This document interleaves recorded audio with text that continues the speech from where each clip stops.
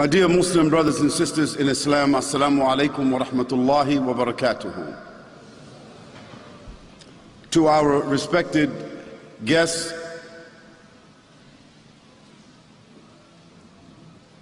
and to all of those individuals who have yet to understand and to consider the great system of Islam, we say, peace be upon those who follow the guidance.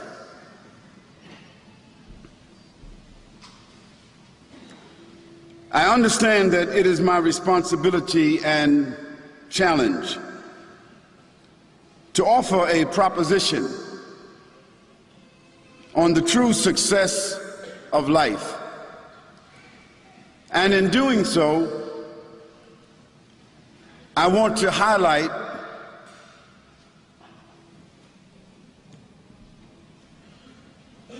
the principle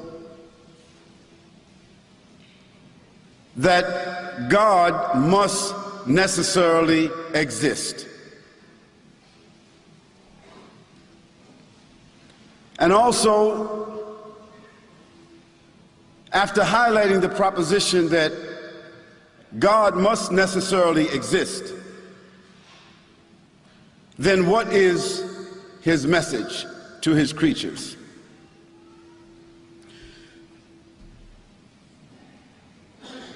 Now that theme, we have to connect it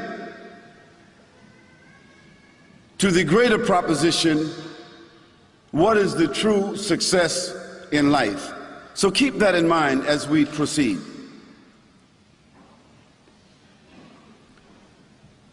Now I am prepared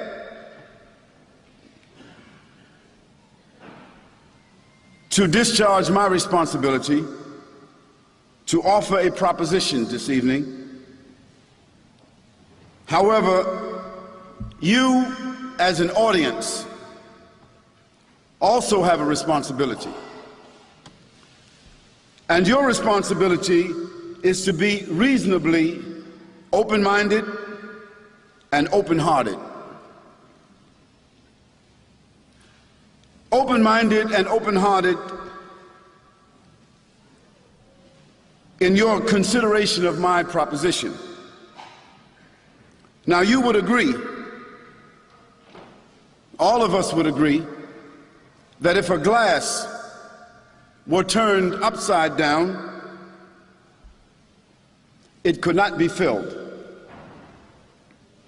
Therefore, each of us should turn the glass of our consciousness, the glass of our mental disposition, right side up. In a world filled with prejudice and preconditioning, it is sometimes very difficult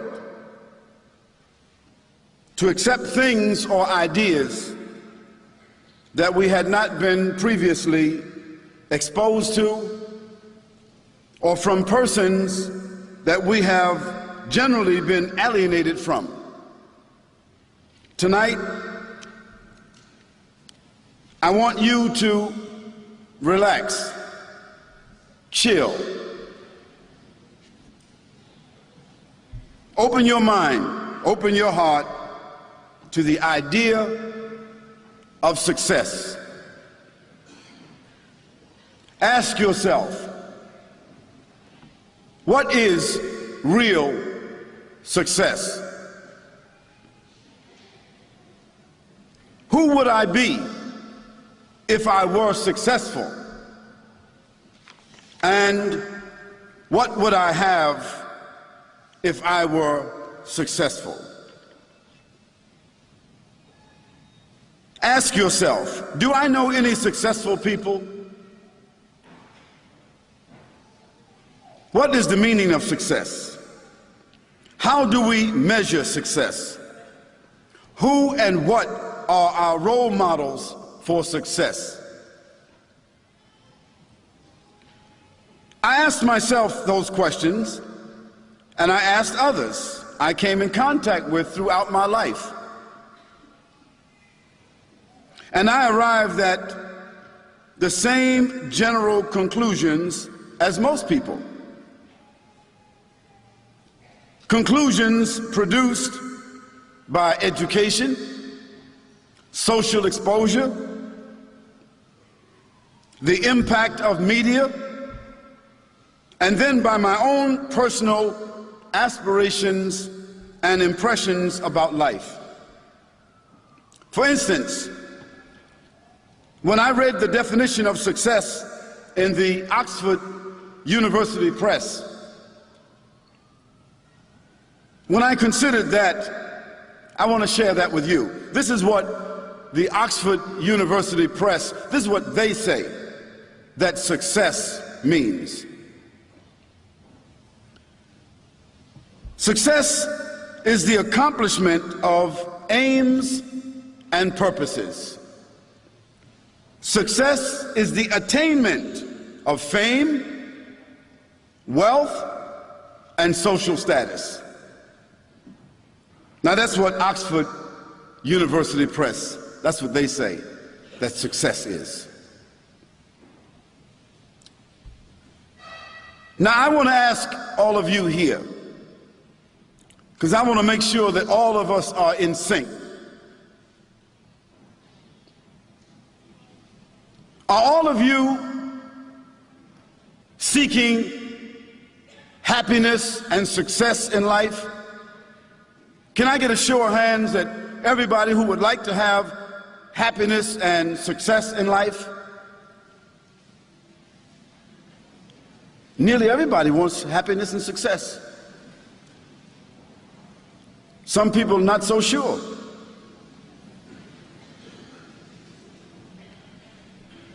Would you like to have tranquility, self-contentment, confidence, peace,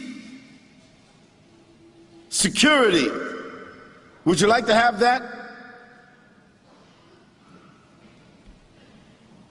If so, welcome to the club.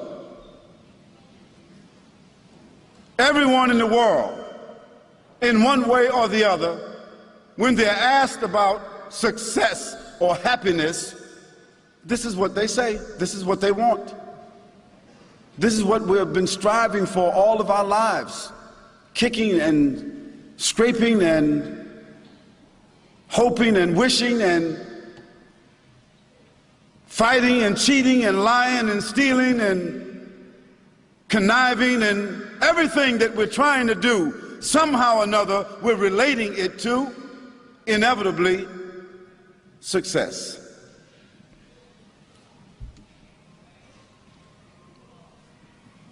Believers and disbelievers, the righteous and the evildoers, every single one of them is after happiness and success.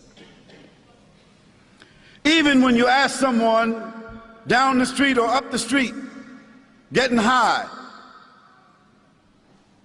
as they call it, if you ask them why they're taking drugs, why they're drinking, why they're fornicating, committing adultery, if you ask them why, inevitably they're going to tell you, it makes me feel good, at least for a moment. It doesn't matter what the final results are, just so long as somehow or another there's a click in our minds that it somehow relates to even temporary happiness or success.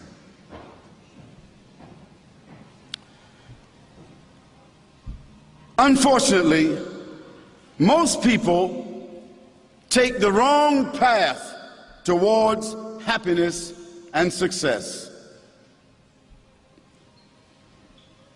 Although everyone is after happiness, the masses of people, like animals,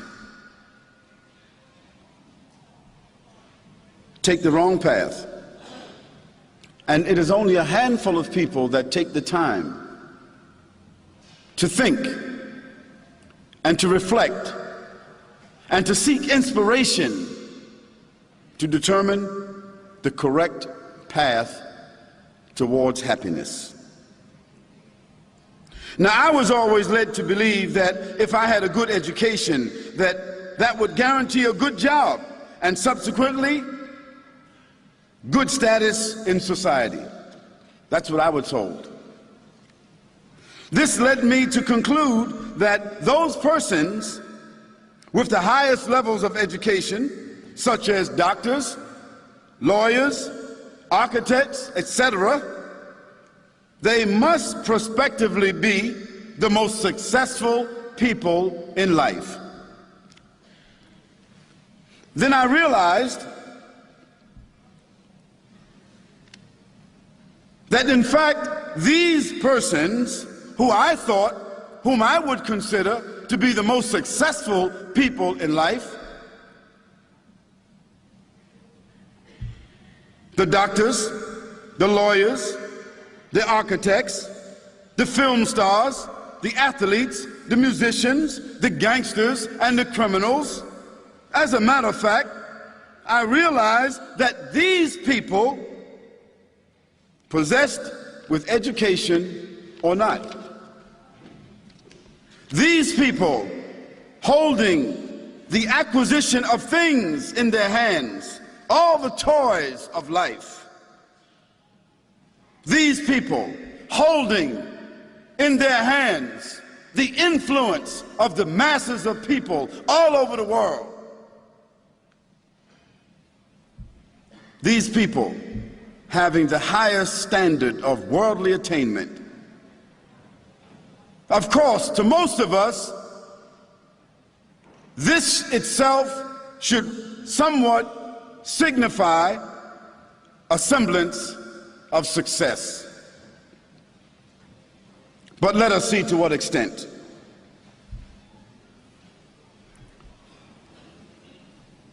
In fact, statistics indicate that the greatest number of suicides, divorces,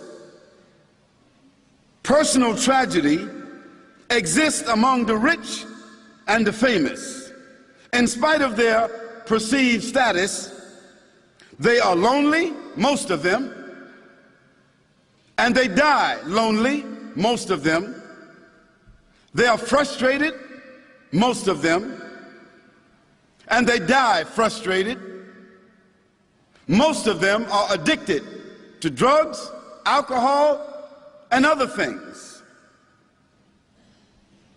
Most of them are experiencing many psychological disorders, unable to retain simple relationships, hardly knowing who their real friends are, and usually dying pathetic and alone. Now, these are what you and I would, and most people would consider to be the most successful human beings in the world. Let me share with you a statistic from the World Health Organization. Did you know that suicide is among the 3 leading causes of death in the Western developed world? I said the Western developed world, where the semblance and the trappings of success are the most preeminent. The World Health Organization estimated that in the year 2000, approximately 1 million people, that is, in the Western Hemisphere, would have died from suicide. That means 16 people out of every 1,000 people choose to take their own lives, while it would appear that they are living among a civilization that has the highest standard of living. So why are 16 out of 1,000 people taking their own lives? Feeling to themselves, meeting a point in their lives where they cannot see any value in living. That's tragic. That's pathetic. That's a profound statistic. 1 death every 40 seconds. Every 40 seconds, a person in the Western Hemisphere is cutting their throat, jumping off a bridge, taking some pills, cutting their wrists, blowing their brains out, or doing something else to end their life. And these are the most educated people in the world. The World Health Organization further states that in the last 45 years, suicide rates have increased 60% worldwide. That means the more sophisticated and the more educated that we become, the more inclined we are to take our lives or to take someone else's. Now, one may think, or one would think to themselves, that when we consider the poverty, the disease, the social destabilization in the so-called undeveloped countries, we would think that those people in those countries would be committing suicide, but that is not the case. Those people seem to be able to deal with their situations, but they're not educated and they're not sophisticated. As a matter of fact, in the poverty-stricken countries that have the lowest living standard, statistics actually reveal that they have the lowest rate of suicide. As a matter of fact, in the countries where people are considered to be heathens, terrorists, fanatics, extremists, inhuman, the only suicide that is done in those countries is people who call themselves or who are called suicide bombers. And then we find out that they themselves didn't call themselves suicide bombers, they called themselves martyrs. As a matter of fact, in the Muslim world in particular, and I'm proud of this statistic, the rate of suicide in the Muslim countries is less than 0.5% out of 100,000. Because for most Muslims, and I would almost venture to say, almost every Muslim, suicide is never, ever an option. Because from the very beginning, we understand that life doesn't belong to us. And we understand that success is not in the things that you possess or what other people think of you. But success is in gratitude. Success is in acknowledgement. Success is in the contentment of knowing who you are, why you're here, and what your purpose in life is. And if a person begins by having this acknowledgement, and throughout their life they are cultivating this acknowledgement, then they're never inclined towards despair, and they're never inclined towards suicide. I ask you, brothers and sisters here, do the things that people acquire give them satisfaction and peace of mind? Does the influence over people grant them contentment and fulfillment? The answer is emphatically no. Kings, queens, rulers, and heads of states all have possessions. All of them have power over their subjects and their citizens, but they do not lead lives of contentment, satisfaction, peace of mind, and fulfillment.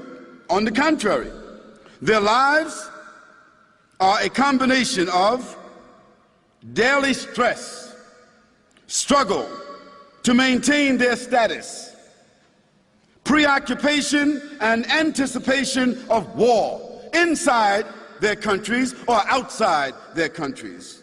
Hardly any one of them throughout history, hardly any one of the kings, the queens, the rulers, the heads of states, hardly any one of them throughout history has left a legacy or a conduct as a role model and a human evidence of success.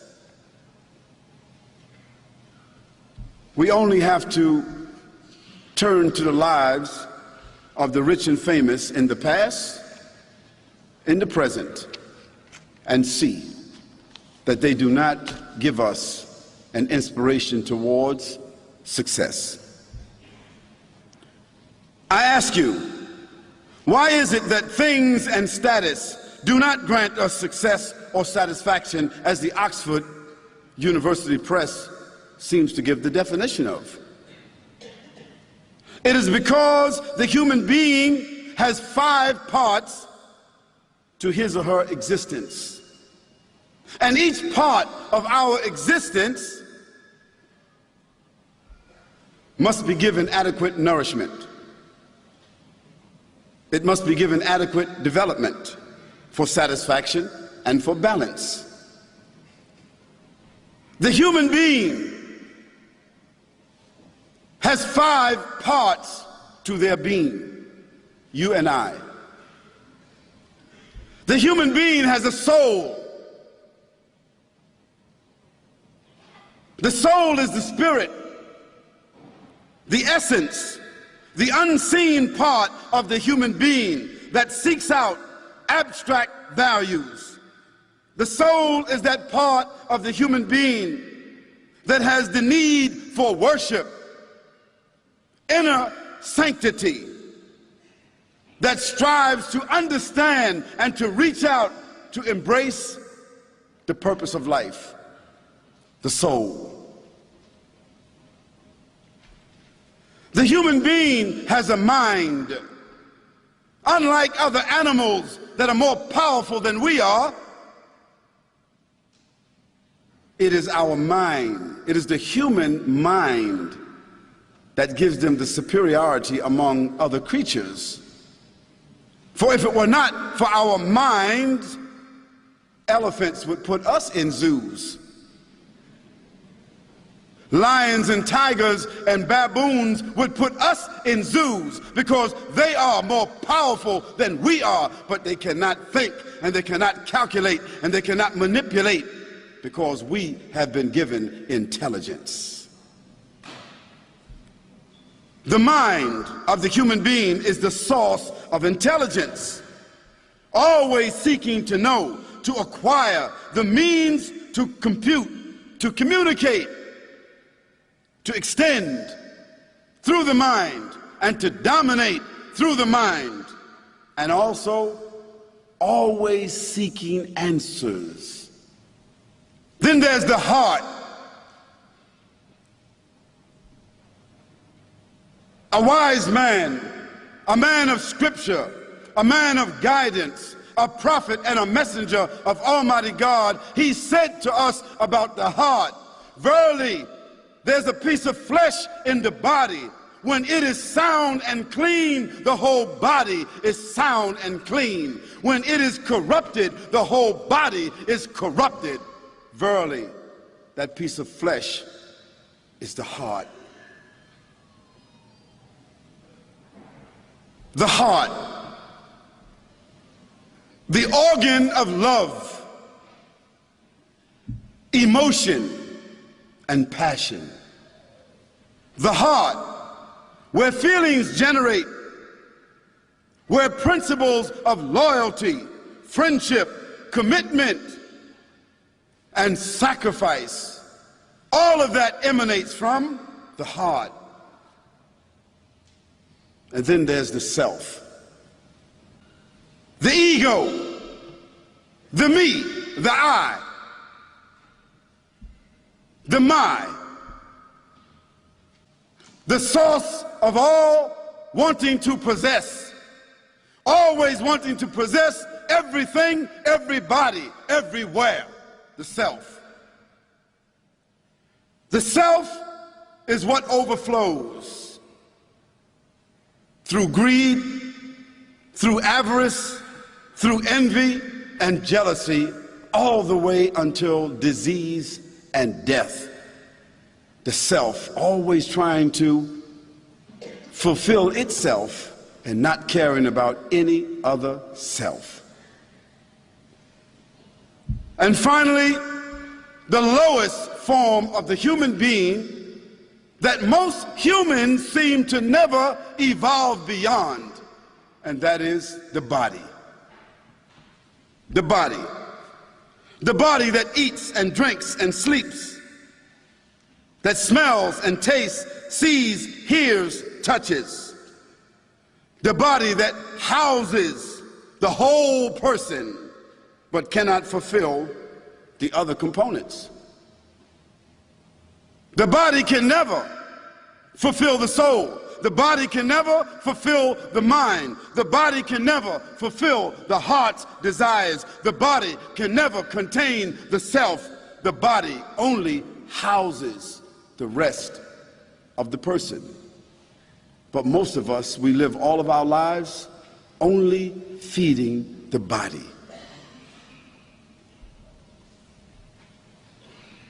The body is the lowest form of the person, but is perceived by most to be the most critical and the most valuable. And this is why the hedonists, the materialists, and the pleasure seekers, they can never seem to arrive at anything more than the satisfaction of the body. And that's why everybody seems to live for Friday night. They work like dogs, like animals, stealing, scheming, doing everything, working their hearts out, working double jobs to own a car, a house, to buy clothes, to go to fancy restaurants, to lay down with an ugly or a pretty woman, or a bald-headed or a crippled man. Doesn't matter. Just lay down with something or someone. The body. And we go through life from Friday to Friday, Friday to Friday, until the year's out. And another year's out. And the next thing we know, we have lived 50 or 60 years of that kind of living. And what do we have? Absolutely nothing that resembles happiness or success. The human being, unlike other animals, is in need of enlightenment. The human being is in need of inspiration. The human being is in need of guidance. The human being is in need of spiritual awareness. The body is like a vehicle that houses the passengers and protects them from the elements and delivers them to their intended destination. The self is like the driver who holds the wheel and makes the determination to turn, to brake, to accelerate, or to stop. The mind is the navigator who reminds, who calculates about the distance, the fuel, the direction, the destination, the environment, and coordinates all the dynamics for the driver. The heart is the generator, the source of energy. The heart is what keeps all the passengers engaged, entertained, inspired.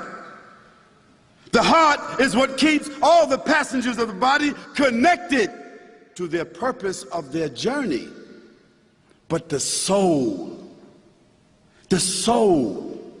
is the real purpose of the journey. The soul is always telling the other passengers about the real purpose of the journey. And sometimes we don't want to hear what the soul has to say. The soul is reminding us when we're young about containing our youth. We don't want to hear that. The soul is reminding us when we're old about our youth, but we don't want to hear that. The soul is reminding us when we are well, when we're healthy, when we're strong. The soul is reminding us to be grateful, but we don't want to hear that. When we're ill, when we're sick, the soul is reminding us of the health that we used to have, but we don't want to hear that. The soul is reminding us about death. While you're living, the soul is always knocking at the door and telling you and I that death is inevitable. Tomorrow, one morrow, one next day will be your day. The soul is telling us this, but we don't want to listen. The soul is the conscience, which reminds and drives the passengers. The soul is always irritating us, telling us about its origin, telling us about where it's going to wind up at, always trying to tell us to distinguish the difference between real and unreal. The soul is the supernatural self, which is connected to the unseen elements. The unseen elements of birth, the unseen elements of dreams, the unseen elements of vision, and inevitably the unseen element of death. The soul is that which enters the body and becomes the person. At a certain point, when the child is conceived, it is at one point just a piece of flesh, or at one point it is just a sperm drop connected to an egg, just a clot. At another point, it becomes a fetus. At another point, it becomes an embryo. At a certain point, the soul enters and it becomes an actual person. And we are told that when a child is in the womb of the mother, at 14 weeks, it is a complete person. The heart is beating. Its fingerprints are there.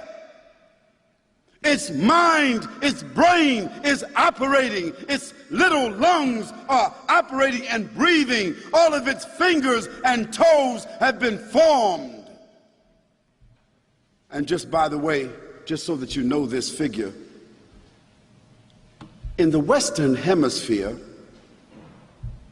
that is, United States of America, Canada, the UK and Europe, and Australia, 2,300 little children, little people, are murdered every single day. It's called abortion, the easy way out. Can you imagine that? In an educated, sophisticated world bent upon success, they are murdering 2,350 little people every single day. Now you divide that by the hour. It means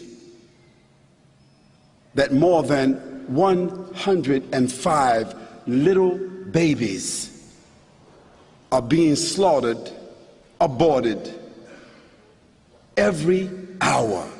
So by the time we finish sitting here, by the time we finish our lecture here in the Western Hemisphere, where people are sophisticated, wealthy, stable, educated, about 250 or 350 little people would have been murdered. But they call that abortion.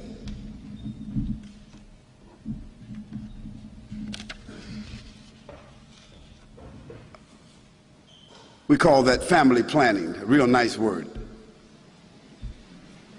I don't know how you plan families by killing them.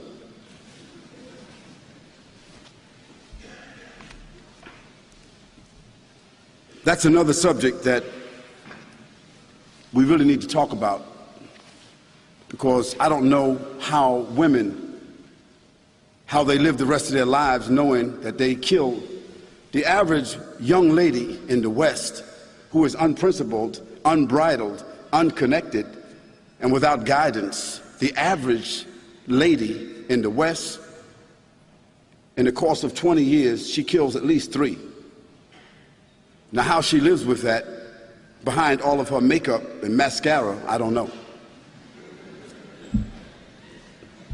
But Helena Rubinstein and Max Factor, they came up with a formula for that.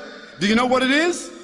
Well, they take those little babies that they kill, they liquidate them, and they put them into makeup, so now you can kill a baby and wear it on your face.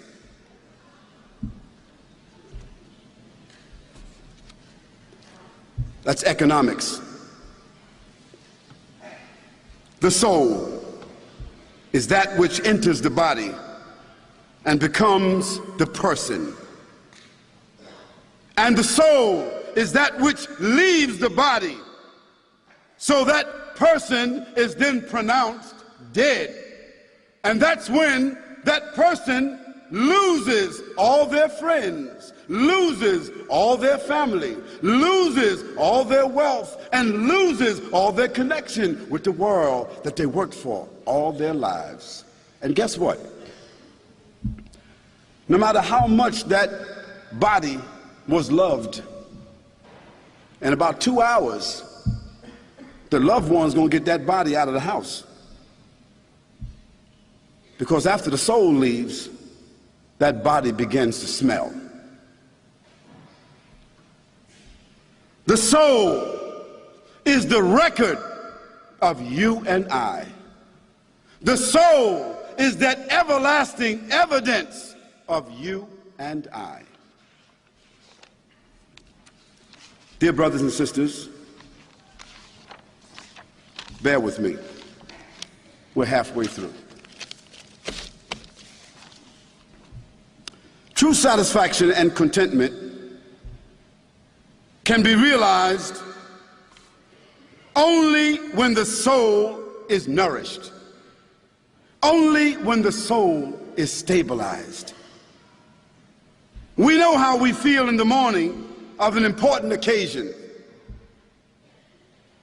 When you have a test, when you have an important appointment, when you have that critical interview, the opening of a special project, you know how you feel. If you are well prepared, you feel rested and you feel confident.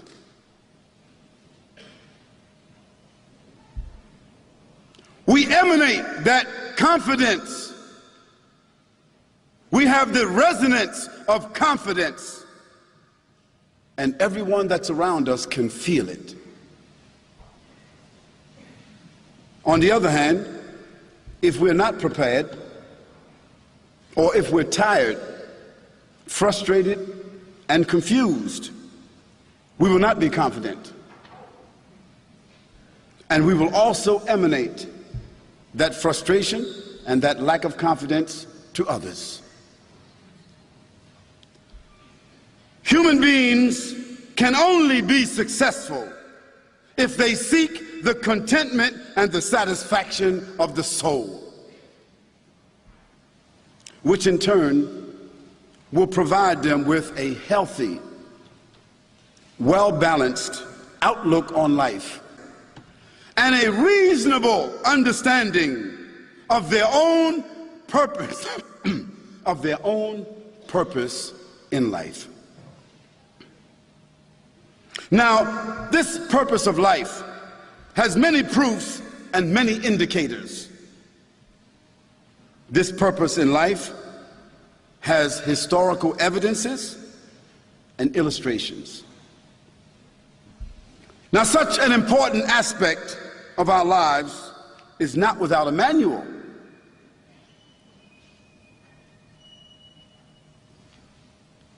There has to be a manual for life. For everything that you and I possess, all the toys, all the sophisticated instruments that we use in our life, everything has a manual. If you buy a new watch, it comes with a manual. If you buy a new car, it comes with a manual. Thank you, brother. If you buy a new house, it comes with a manual. If you buy a new computer, it comes with a manual. If you get a new wife or husband, it comes with a manual.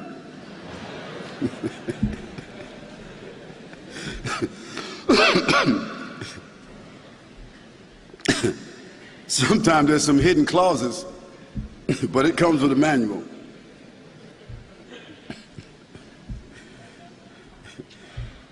Not only do all the things that we use in life come with a manual, but we expect it.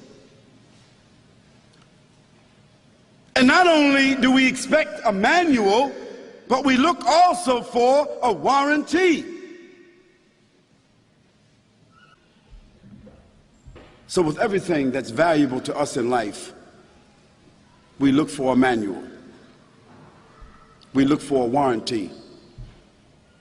We look for a technician to explain to us or to work out the problem, to troubleshoot for us, or to guide us through that situation.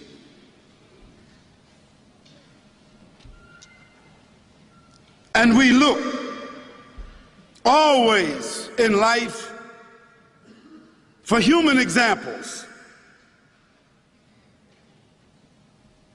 We look for clear and irrefutable signs that tell us that we're on the right way. That life and whatever exists, I said that life and whatever exists must have a source, must have an origin. It must have a designer, an intelligence which coordinates, maintains, determines, and ultimately controls. Something as simple as water. Something as simple as water has to have a source. And you and I, our beginning, part of our physical, biological beginning is water. Sperm is water. The human being, the composition of the body is water.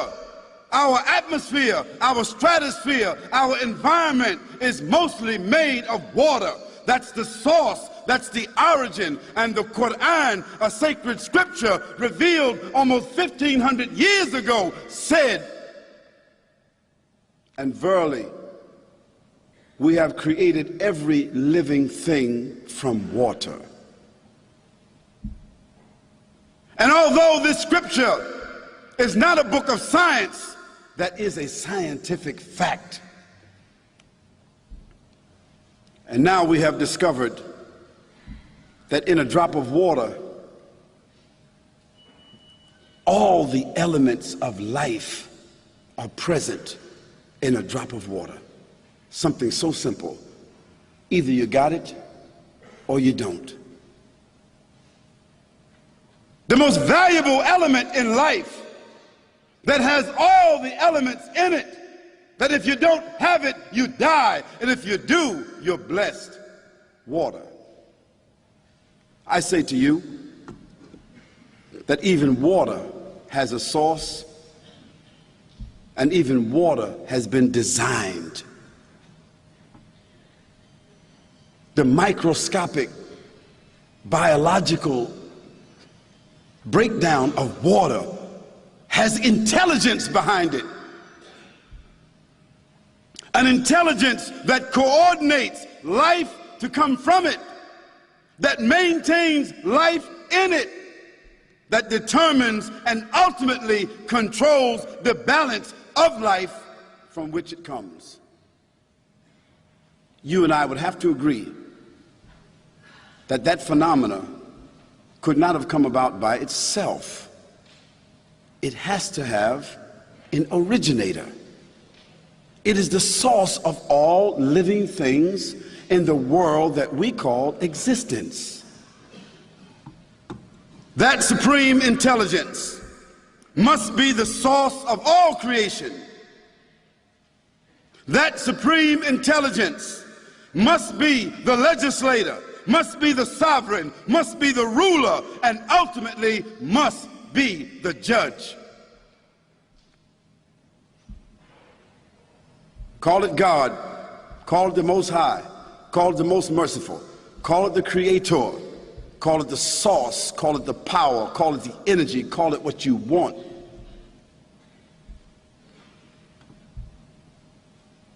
That source is the benefactor, and you and I and everything else that exists, we are the beneficiaries.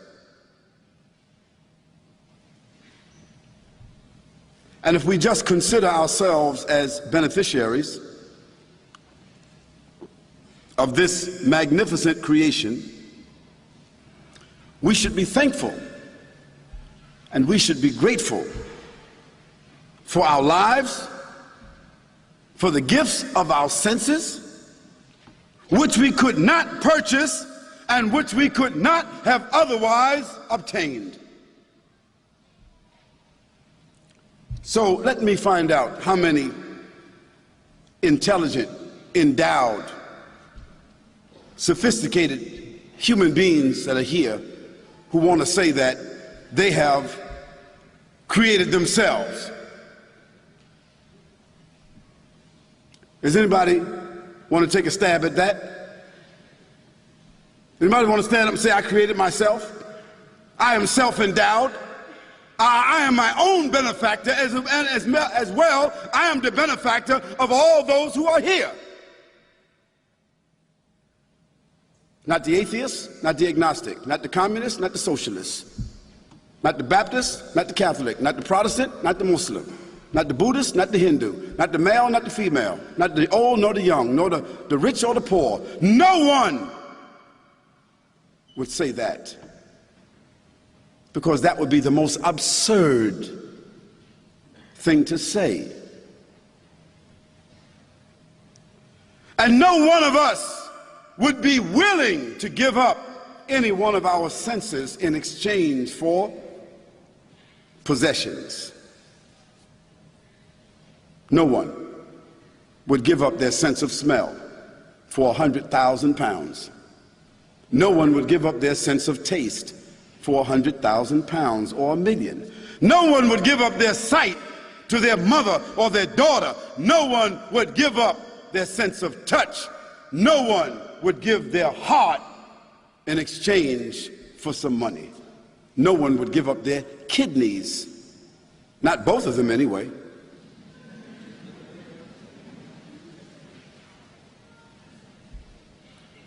If each of us were offered employment with a new company, think about this for a minute.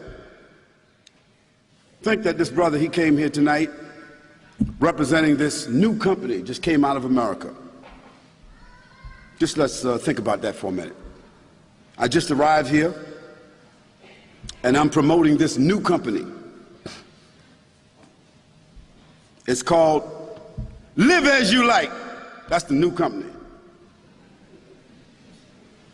Live as you like, and live as long as you want to, and have everything that you ever wanted in life working for my new company.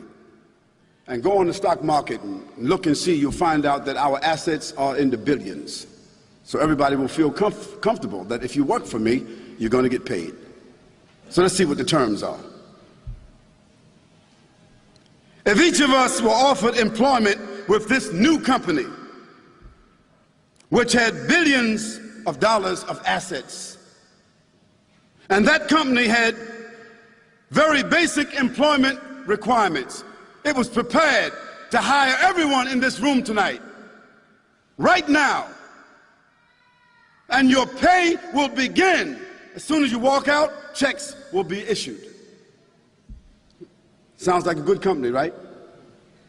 Let's talk about that company. What are the requirements? And what are the job expectations? One, we're paying 1,000 pounds a week. That's the start. With bonuses if you're good employees. One of the good things about this company is that you work at home. You don't have to get up and go to work. Isn't that beautiful? No taxes taken out of your pay. We take care of all of that for you. No direct supervision. It's an honor system. And only 3 or 4 employment policies and conditions. How many people here would think that so far this sounds like a pretty nice company? How many people think about that? I would. Sound like a pretty good company? You think there's a trick to it, right? There's no trick to it. Let me tell you what the conditions are. The conditions for employment in this company is to be clean, decent, and honest. That's the first thing you're going to be asked. Are you clean? Will you be clean? Will you be decent? Will you be honest? What would you say? What would you say? Yeah, you're damn right.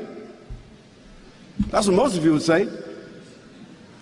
You'd say it just like that in your own mind. You wouldn't say that to the employer. You'd say that in your mind. Yeah, you're right. Of course I would be. At least, I'm home. Of course I'm going to be clean. Of course I'm going to be decent.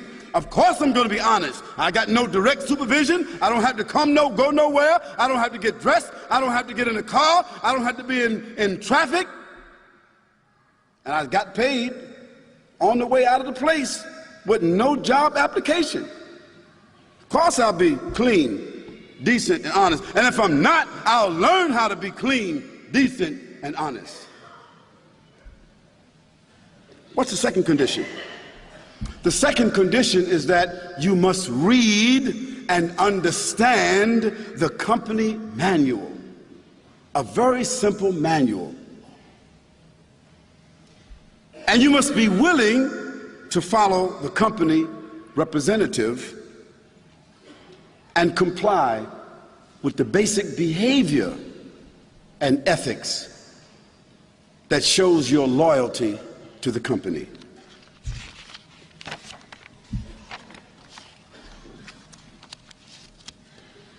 The company does not produce any products, so you don't have to worry about waking up, setting up, producing something, mailing something, packing something, nothing. No. The company just wants clean, decent, honest people that understand the company very well, that read the manual of the company so it can remind others about this company. That's the kind of people that we want to hire. The company wants, in return for giving you all of these benefits, I didn't even tell you about the vacations. You get a 30-day paid vacation every 90 days. Hospital, education, housing, all paid for. And every time you have a baby, legitimately, that is, you got to be legitimate baby, you got to be legitimate baby makers now. We add those on to the budget and you get more money. So how many people want to be married and have babies with that company? Let's keep talking about this company. It's a beautiful company. Now what this company wants its employees to do, to show their gratitude, to show their loyalty, we want you to stop whatever it is that you're doing in the course of the day. Because all you're really doing all day long is what? You're just relaxing. You're eating good food, you're spending that 1,000 pounds a week, you're relaxing, you're watching television, mowing the lawn, sitting out, drinking lemonade, waving at the neighbors. Everybody's stuck in traffic and you're at home collecting money. Everybody's asking you what's going on. You're telling them, man, you better get with this company. Now with all this relaxation, all these bonuses and all these benefits that you're getting, what does the company want? The company wants you and I to stop several times a day, 3, 4, 5 times, to think about the benefactor of the company. Now you never see the benefactor. All you know is that he is the one. He's behind all of this. He's the one that signs the checks. He's the one that makes it happen. He's the one that gives you the comfort that you need. And so several times a day, the only thing we want you to do is to stop and think about the benefactor of this company. And then, with a toll-free card that we give you, we want you to dial a number and call up the company headquarters. You dial that number and call up the company headquarters and say, this is Khalid, I'm employee number 172, and I'm very grateful. I'm just calling in to check in and let you know that I'm thinking about the benefactor and about the company. I just love it. All my children love it. We added, we had some more children want to add to the budget. I love everything that's going on.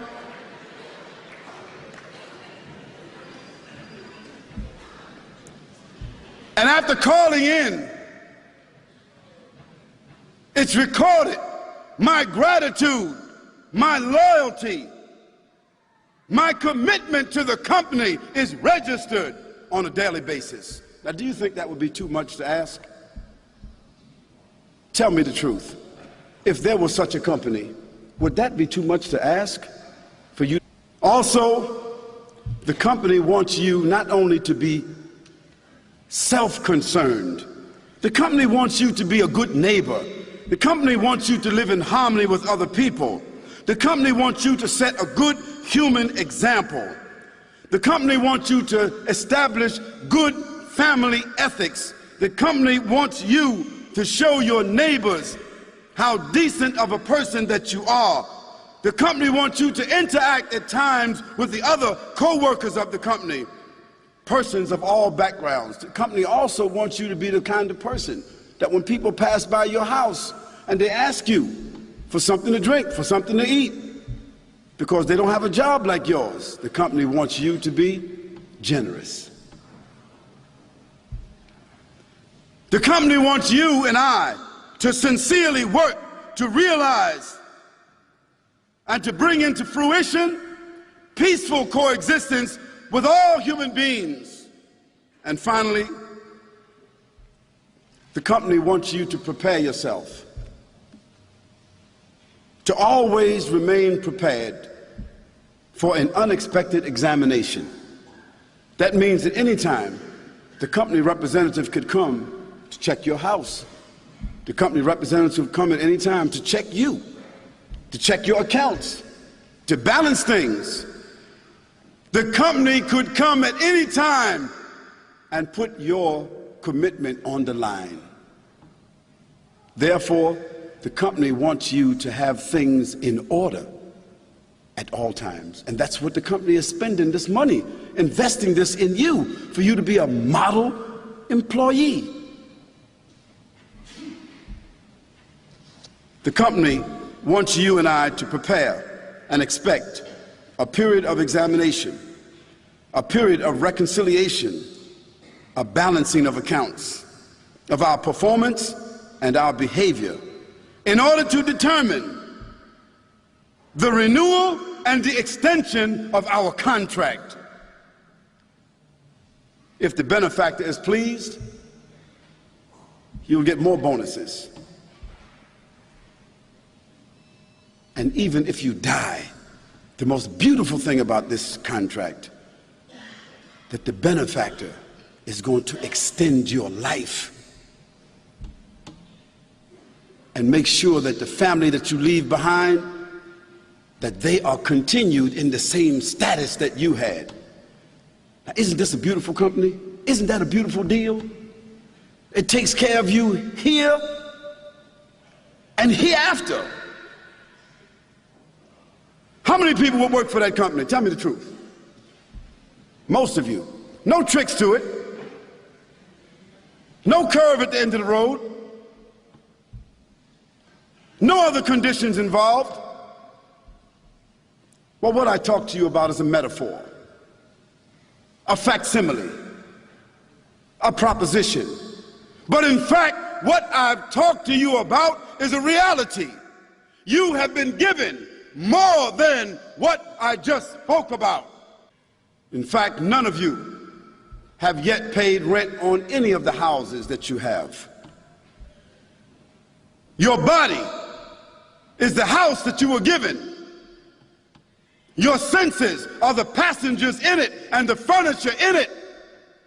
And let me see if any of you have paid rent on your house. Have you paid rent? Nobody has paid any rent. But all the gifts that you've been given, your life and your senses and your sight, your gift of breathing, your children and your homes, your health, your wealth, your status. You've been given all these things by a benefactor and you've paid nothing for it. And it's all happening without you even asking for it. And yes, there will be an examination, and yes, there will be a hereafter.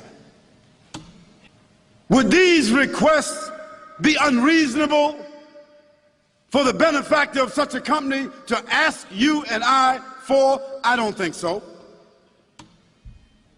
And is this a reasonable proposition towards personal and social success? Essentially, this is the very formula of success in life.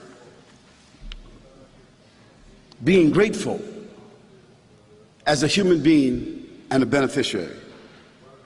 Being decent, law-abiding, and honest. Stopping to thank, to acknowledge, and worship. Living in harmony with others, with responsibility and dignity. To have consciousness, to have morality. Towards our existence in preparation of death. This is the proposition of life. And this is the formula of success. Now you may ask, why is it necessary to recognize or to worship a creator or to know and submit to God at all? How psychologically important is it for an individual, you and I, to know our parents? Well, psychologists will tell you that it's very critical for the human being to know their parents. Even if they were raised as an orphan and they were given everything, all the status, education, and all the benefits of life, that person will still, all of their lives, they will always want to know who are their parents. How critical is it for the individual to understand their past and to plan for their future? How important is it for children to show respect and gratitude for their parents? How many parents would appreciate their children if their children grew up and spit in their faces and disrespected them and disobeyed them and disregarded all the values that they gave them, would they still love their children? How important is it and how critical is it for citizens of a country to have loyalty and honor for their country? All of you would agree that all of this is necessary. Certainly, human beings would all agree that we are all dependent, and no one is able to create themselves, and no one is able to acquire their basic needs by themselves. Human beings rely upon other human beings just to acquire their basic needs. As a matter of fact, it's come to be known that human beings need other human beings to such an extent that if a human being was given everything, but they were put in a room and a big house that they owned, sitting on 1,000 acres of land, with all the things around them that other human beings have, but they had no other human beings to talk to, do you know what would happen? Eventually that person would fall into depression, and inevitably that person would go crazy, and inevitably that person would die, simply because humans need other humans just for social interaction. Therefore, it is quite reasonable to consider the obligation of acknowledging, giving thanks, and worshiping the creator of this universe. How psychologically important is it for you and I to show our gratitude for our benefactor? How important it must be to our overall success and satisfaction in life to add this dimension, gratitude, to our consciousness, to help us in our ability to conceptualize our Creator and to be aware of the attributes of that Creator.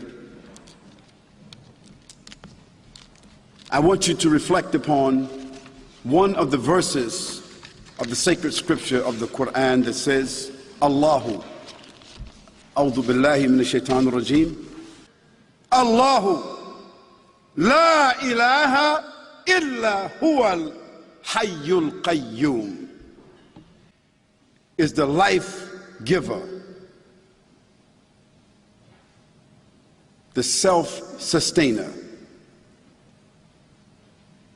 the eternal, and the only absolute. لا تأخذه سنة ولا نوم. He requires, that benefactor, that creator requires no rest, and nor does that benefactor require any kind of sleep, because fatigue does not affect that creator. له ما في السماوات وما في الأرض. Everything in the heavens and the earth, whether it is seen, whether it is unseen, subtle, evident, high, low, microscopic, in the heavens or the earth, inside or outside, it all belongs to that creator. من ذا الذي يشفع عنده إلا بإذنه. So who is it? Who is it among the creatures? Who is it among the creatures, the men or the jinn or the angels or the animals? Who is it that can contend with that benefactor and that creator? Who is it that can achieve anything without his permission?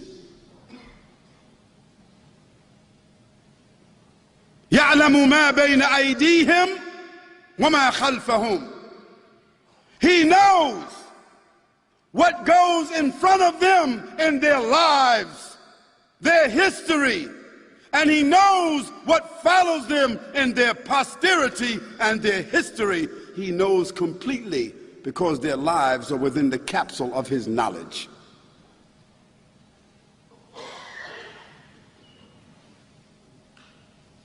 وَلَا يُحِيطُونَ بِشَيْءٍ مِّنْ عِلْمِهِ إِلَّا بِمَا شَاءَ. And they will never, the creatures, the human beings with intelligence, they will never be able to snatch or harbor or harness any knowledge from him other than what he allows them to do so.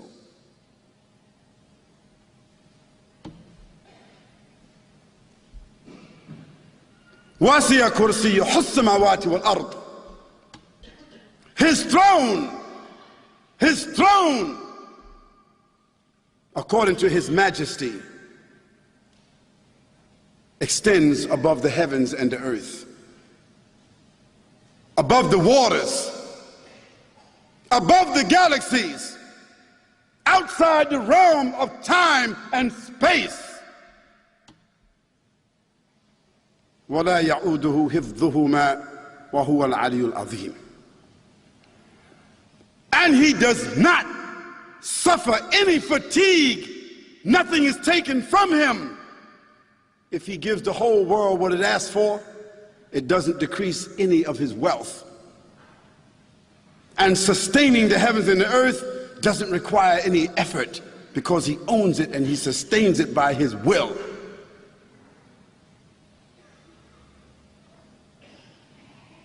And he is Aliyul Azim. He is the high, he's the mighty, he's the powerful, he's the sovereign, he's the owner, he's the ruler, he's the Lord, he's the creator. Do you know anybody else that you can describe that way? You know some nations, you know some tribes, you know some kings, some presidents, some companies, some individuals, your father, your uncle, some heroes. Do you know somebody that has that description? No, you don't. Of course you don't. And a shorter version says, say, he, Allah, the Creator, is absolutely one. He whom all depends, while he depends upon none. He begets not. He does not give birth to anyone. Like a woman giving birth or a man making a woman pregnant, he does not beget. He is not in the world giving birth to anyone. And he is not begotten. He did not come out of the womb like the world or a baby or being evolved. He does not beget, nor is he begotten, for he is the Lord of the heavens and the earth. And high is he above begetting, being begotten, having sons and daughters and issues. وَلَمْ يَكُنْ لَهُ كُفُوًا أَحَدٌ. And there is nothing inside the creation, whether small or great, that has any significance or has any similarity unto him, according to his majesty. Dear respected listeners, all of this is for your reflection, and all of this is for your inspiration towards adopting an attitude and a mindset that will complement you towards a successful life and an anticipation of death where there will be dignity. Death which is definite, but a death with dignity.